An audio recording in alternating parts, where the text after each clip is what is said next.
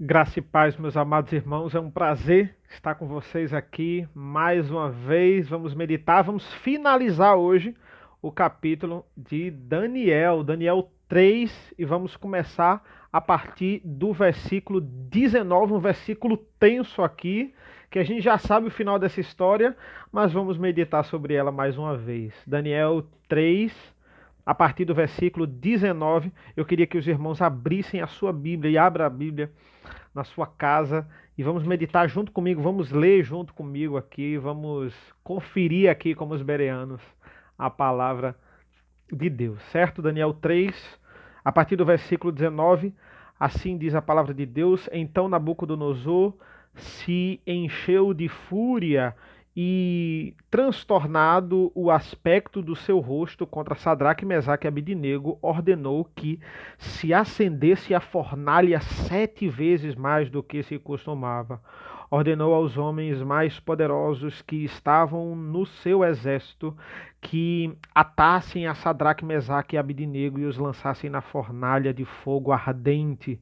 Então esses homens foram atados com os seus mantos, suas túnicas e chapéus e suas outras roupas e foram lançados na fornalha sobremaneira acesa. Versículo 22.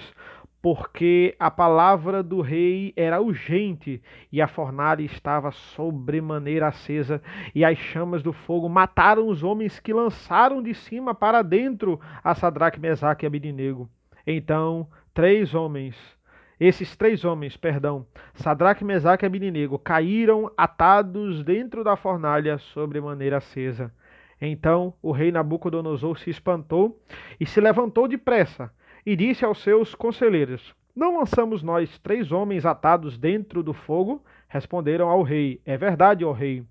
Tornou ele e disse: Então, porém, vejo 4 homens soltos que andam passeando dentro do fogo sem nenhum dano, e o aspecto do quarto é semelhante a um filho dos deuses. Então se chegou Nabucodonosor à porta da fornalha sobremaneira acesa, falou e disse: Sadraque, Mesaque e Abidnego, servos do Deus Altíssimo, sai e vinde. Então Sadraque, Mesaque e Abidnego saíram do meio do fogo.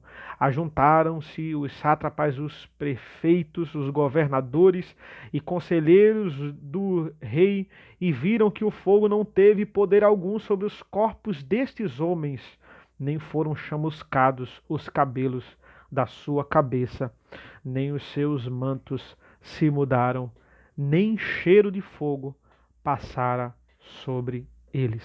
Vamos orar mais uma vez ao Senhor. Senhor nosso Deus, nosso Pai, nós te agradecemos, Senhor, pela leitura da tua palavra. Muito obrigado porque o Senhor nos sustenta. Muito obrigado porque o Senhor nos deu o privilégio de lermos essa história e podermos meditar essas maravilhas, Senhor, essas maravilhas bíblicas que o Senhor nos deu de presente. Podemos compartilhar mais uma vez nessa noite e através das tecnologias que o Senhor também nos permite, a fim de nos comunicarmos nesse período de isolamento. Obrigado por tudo. Obrigado a todos que acompanham essa devocional. É isso que te pedimos e agradecemos em nome do teu filho amado Jesus. Amém.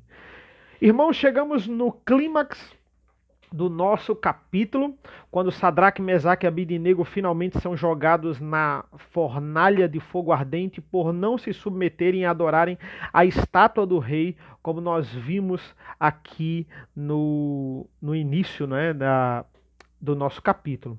Irmãos, é um alívio quando a gente sabe o final da história. A gente sabe que Sadraque, Mesaque e Abidnego, eles iam ser livres, eles iam ser libertos. Essa história é bastante conhecida. Mas quando eles deram aquela resposta ao rei na lição passada que a gente viu, dizendo: olha, a gente não sabe, né, se o nosso Deus vai livrar ou não, mas nós não vamos nos curvar ao rei. Entendam que eles não sabiam que iam ser libertos. Eles não sabiam de forma nenhuma. Eles só vão saber quando eles são de fato libertos. Nós sabemos porque nós conhecemos o final da história. Mas quando eles dão aquela resposta ao rei, eles não sabiam que iam ser libertos. E é interessante porque a partir do versículo 19 o texto repete várias vezes: olha, a fornalha sobremaneira acesa. A fornalha, veja, a fornalha ela foi aumentada a sua potência 7 vezes mais do que de costume. E é interessante que o autor ele está nos preparando aqui para o tamanho do problema, para ele mostrar também, porque quanto maior o tamanho do problema aqui, quando é resolvido, maior é o tamanho do milagre. E o milagre acontece porque, veja, o fogo estava muito grande. Os soldados que iam jogar Sadraque, Mesaque e Abednego são consumidos pelo fogo, mas eles chegam lá e eles começam a passear no meio do fogo. E aí Nabucodonosor, ele olha no versículo 25 e diz assim: Eu, porém, vejo 4 homens soltos que andam passeando dentro do fogo sem nenhum dano, e o aspecto do quarto é semelhante a um filho dos deuses. Irmãos, entenda que isso aqui é Jesus, não é o Jesus encarnado, mas é o Jesus eterno que está na tribulação com Sadraque, Mesaque e Abednego. Entenda que muitas vezes Jesus não lhe livra da tribulação. Sadraque, Mesaque e Abednego, a fornalha de fogo não explodiu antes deles entrarem. A fornalha de fogo não desapareceu antes deles entrarem. Deus poderia fazer isso? Claro que poderia. Mas ele joga Sadraque, Mesaque e Abednego no fogo.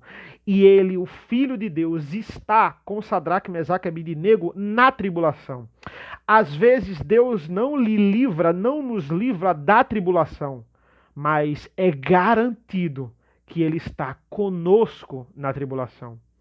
E quando ele está conosco na tribulação, a gente pode até estar no meio do fogo, mas a gente não é consumido por ele, porque ele está conosco na tribulação. Que segurança maior a gente pode ter?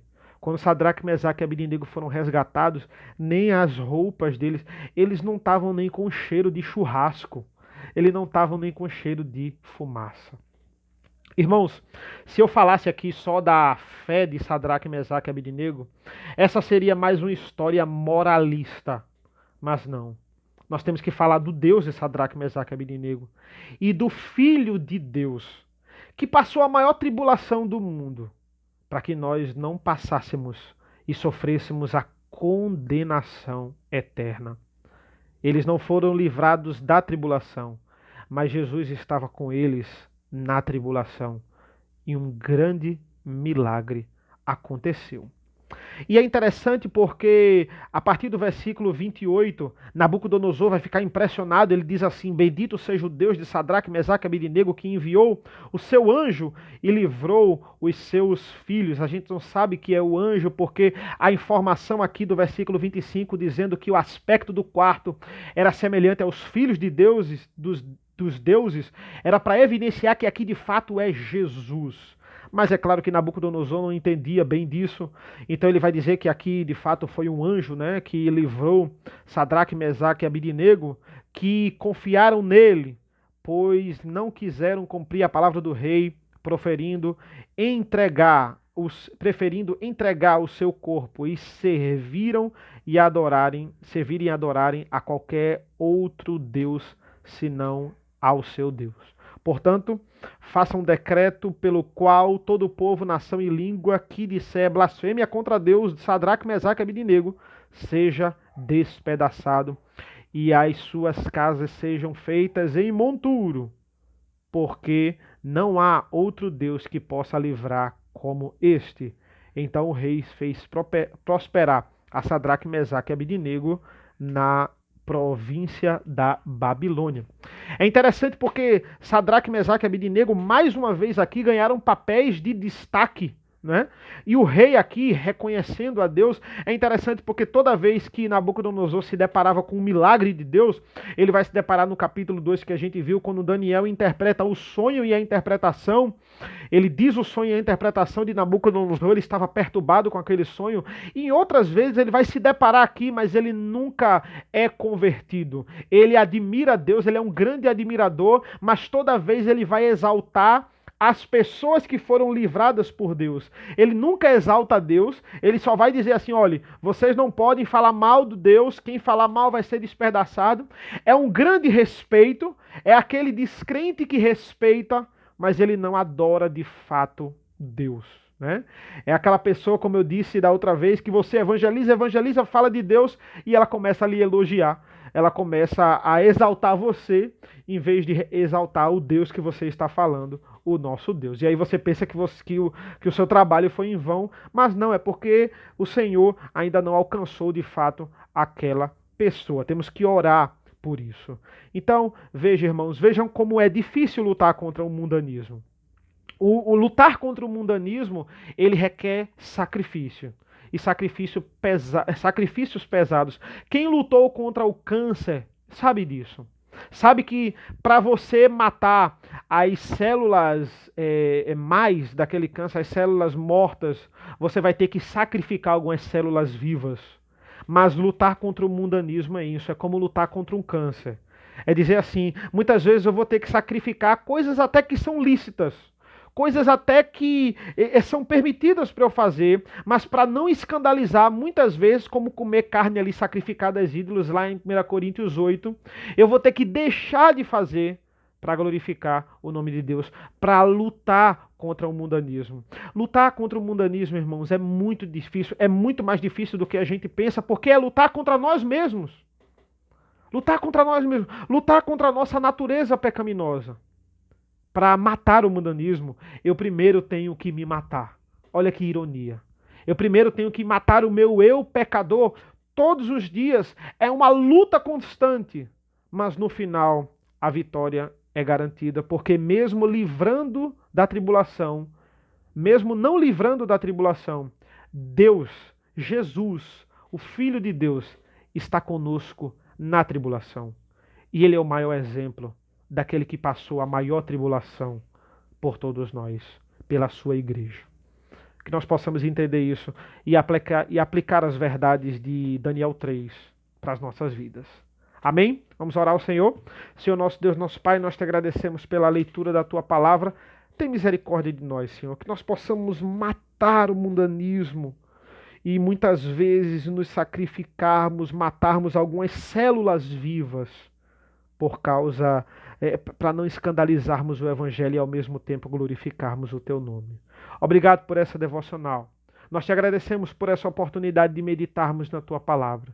Tem misericórdia de nós, dos outros pastores que estão preparando as outras meditações, que nós possamos estar todos os dias crescendo espiritualmente e usando essas mensagens até mesmo como uma forma de culto doméstico ou de devocional. Esteja conosco, em nome do teu Filho amado Jesus. Amém. Deus abençoe meus irmãos e até a próxima, se assim Deus permitir.